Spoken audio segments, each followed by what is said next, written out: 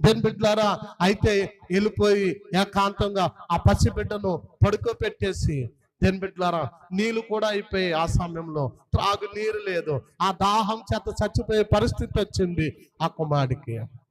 ఎటువంటి పరిస్థితి ఆలోచించండి. అటువంటి పరిస్థితులు ఏడుతుంది, గుండ్లు బాధకు నేరుతుంది, ఆగరు మహా రోధిస్తున్నాడు. అయితే అబ్రహాం ప్రార్థన చేస్తున్నాడు. ఎవరు రోధిస్తున్నారు? ఆగరు ఏడుతుంది, కానీ అబ్రహాం ప్రార్థన చేస్తున్నాడు.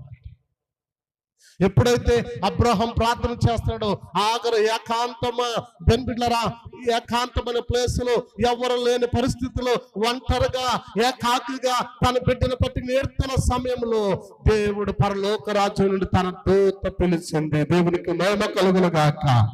మీకు ఒకటే చెప్తున్నాను, ఆగర్ని ఆ సమయంలో ఆదరించేవారు లేరు, మాట్లాడేవారు లేరు, గుక్కుడు నీళ్ళిచ్చేవారు లేరు.